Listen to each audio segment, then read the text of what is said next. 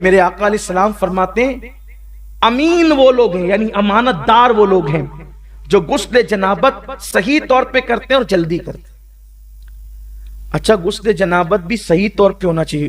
حضور اکرم صلی اللہ علیہ وسلم فرماتے ہیں جب کسی کو جنب کی کیفیت ہوتی ہے تو اس کے بال میں جنابت ہوتی ہے،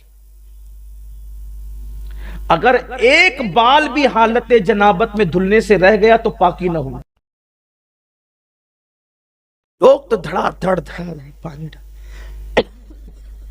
بدن پہ پانی بہانے کا نام غسل نہیں ہے۔ ناک کی نرم ہڈی تک پانی چڑھانا، غرغرہ کر کے حلق تک پانی پہنچانا اگر روزے میں نہیں ہے تو، اور اس کے بعد اس انداز سے بدن پر پانی بہانا کہ ہر بال سے کم 3 قطرے پانی بہہ جائے، یہ ضروری ہوتا ہے۔ فرض غسل بہت احتیاط سے ہونا چاہیے ورنہ غسل باقی رہے گا۔ کچھ لوگ تو بس بدن پہ 3 4 بچوں کے باپ ہو گئے لیکن غسل کرنا سیکھ ہی نہیں سکے۔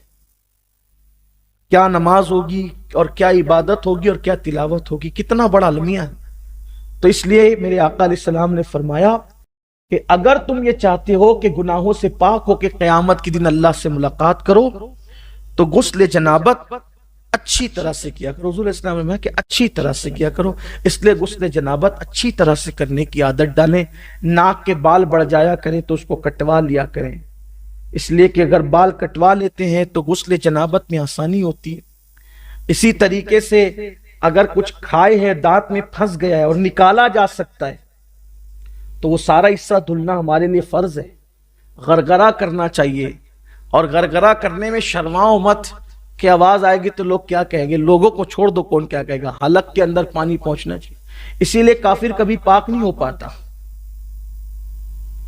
کافر کبھی پاک، کیونکہ وہ نہا تو لیتا ہے، پانی تو بہا لیتا ہے، کبھی کبھی بے تکلف پانی پینے کی وجہ سے اس کا غرغرہ بھی ہو جاتا ہے، حلق بھی دھل جاتا ہے بے تکلف پانی پینے، لیکن ناک میں پانی وہ کبھی نہیں پہنچا پاتا، کیونکہ ناک میں پانی پہنچانے کا تصور صرف اسلام میں۔ السلام علیکم ورحمۃ اللہ وبرکاتہ۔ میرے پیارے ناظرین، کیا آپ کو معلوم ہے کہ ہمارے اوپر غسل کب فرض ہو جاتا ہے یا پھر ہمارے اوپر وضو کب فرض ہو جاتا ہے؟ تو آپ کو معلوم نہیں ہے نا، تو آپ سب سے پہلے سید امین القادری صاحب کے زبان سے بیانات کو سماعت کر لیجئے کہ ہمارے اوپر غسل کب فرض ہو جاتا ہے۔ اسی لیے کافر کبھی پاک نہیں ہو پاتا، کافر کبھی پاک، کیونکہ وہ نہا تو لیتا ہے، پانی تو بہا لیتا ہے، کبھی کبھی بے تکلف پانی پینے کی وجہ سے اس کا غرغرہ بھی ہو جاتا ہے، حلق بھی دھل جاتا ہے بے تکلف پانی پینے، لیکن ناک میں پانی وہ کبھی نہیں پہنچا پاتا، کیونکہ ناک میں پانی پہنچانے کا تصور صرف اسلام میں۔ اس لیے کافر کبھی پاک نہیں ہو پاتا ہے غسل جنابت سے، کبھی پاک نہیں ہو پاتا۔ اسی لیے ہمارے حضور مفتی اعظمین کا تقوی یہ تھا کہ کبھی آپ کافر کے ہاتھ کی بنی ہوئی چائے بھی نہیں پیتے تھے، حالانکہ پی سکتے ہیں لیکن نہیں پیتے، ان کا مزاج تھا۔ بلکہ ان کا ذکر آ گیا تو ایک بات یاد آ گئی، ایک ایسی خوبصورت محفل تھی جہاں حضور مفتی اعظم اور محدث اعظم دونوں جمع تھے، چائے آ گئی، اور چائے آئی تو چائے رکھی گئی، اتفاق سے چائے ہوٹل سے آئی تھی، تو سیدی مفتی اعظم نے پوچھا کہ چائے کہاں سے آئی؟ تو کسی نے کہا کہ وہ فلانے کے یہاں سے، تو آپ نے فرمایا کہ میں کافر کے ہاتھ کی بنی ہوئی چائے نہیں پیتا۔ وہ چائے اٹھا لی گئی، چائے رکھی تھی سیدی محدث اعظمین کے سامنے، تو لوگوں نے سمجھا وہ نہیں پی رہے تو یہ بھی نہیں پئیں گے، تو سیدی محدث اعظمین رحمت اللہ تعالی سے کسی کا حضور مفتی اعظم چائے نہیں پیتے، گا کیوں؟ وہ کہتے ہیں کہ وہ کافر کے ہاتھ کی بنی ہوئی اس لیے وہ نہیں پئیں گے۔ تو آپ نے پھر کپ سنبھال لیا اور کپ سنبھال کر اٹھا کر پیتے ہوئے فرمایا یہ وہ ان کا تقوی تھا، یہ ان کا فتویٰ ہے، وہ ان کا تقوی تھا اور یہ ان کا، اور آپ نے پی لیا۔